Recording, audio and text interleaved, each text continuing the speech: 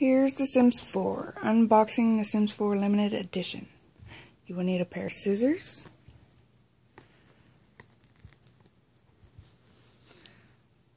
kind of hard to do this with one hand.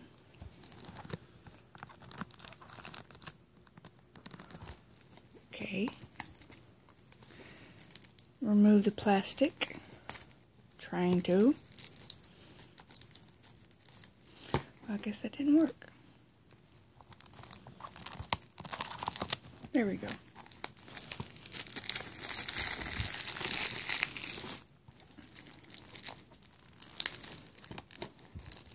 My kitty wants to say hello.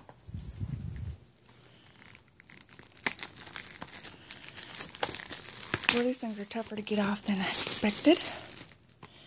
Now for the reveal of opening the box for the first time.